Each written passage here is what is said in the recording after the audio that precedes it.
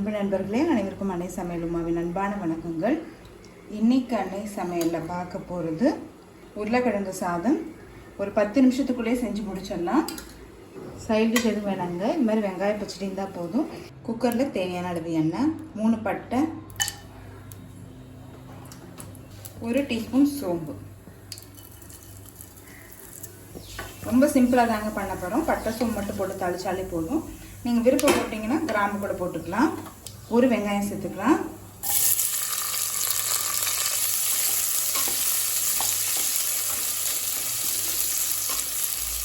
இது பார்த்திங்கன்னா நல்ல பெரிய வெங்காயமாக இருந்ததுன்னா அதனால் 1 போட்டுக்கிட்டேன். மீடியம் சைஸாக இருந்ததுன்னா 2 கூட போட்டுக்கலாம்.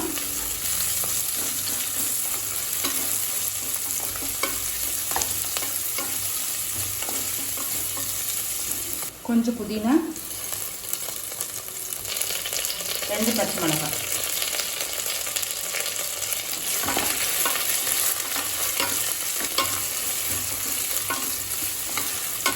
புதினா நீங்கள் விருப்பப்பட்டால் சேர்த்துக்கலாம். என்கிட்ட இருந்தது அதனால் போடுறேன். 2 டீஸ்பூன் இஞ்சி பூண்டு விழுது,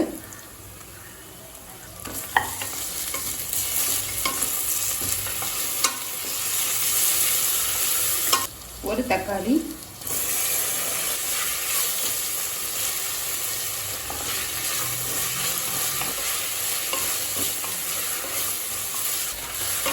தக்காளி வதங்கிடுச்சுங்க.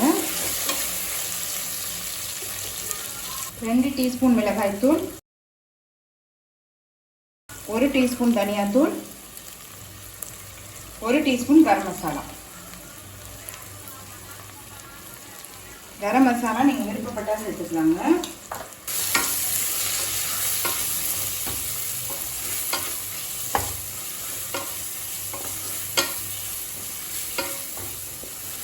மிளகாத்தூள் வாசனை போக 1 நிமிஷம் வரைக்கும் நல்லா வதக்கிக்கலாங்க. அடுத்தது 3 உருளைக்கிழங்கு சேர்த்துக்கலாம். கொஞ்சம் பட்டாணி. இது நான் ஃப்ரோசன் பட்டாணி யூஸ் பண்ணுறேங்க. காஞ்ச பட்டாணியாக இருந்தால் ஊற வச்சு சேர்த்துக்கோங்க. தேவையான அளவு உப்பு.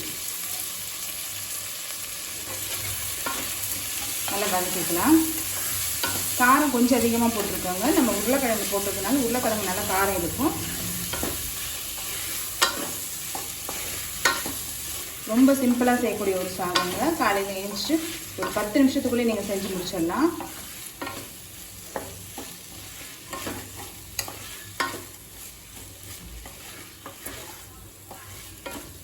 இப்போ அடுத்தது இதில் தண்ணி சேர்த்துக்கலாங்க.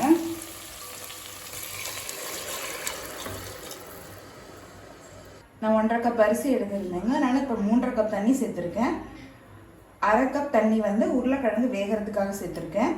கொஞ்சம் எலுமிச்சை சாறு சேர்த்துக்கலாம். அடுத்தது 1.5 கப் அரிசி சேர்த்துக்கலாம்.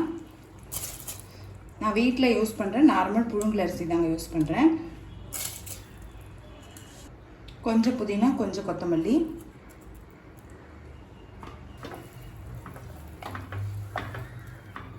இப்போ மூடி போட்டு குக்கர்லேருந்து 2 விசில் வந்தோடனே இறக்கி வச்சிடலாம்.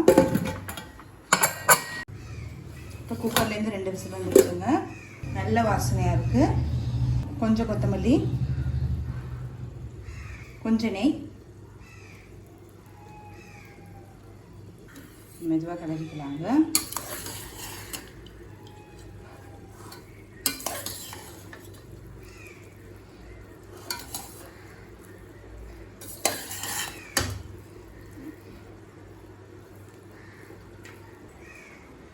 இப்போ உருளைக்கிழங்கு சாதம் ரெடி ஆகிடுச்சு. நம்ம சர்வ் பண்ணிடலாம்.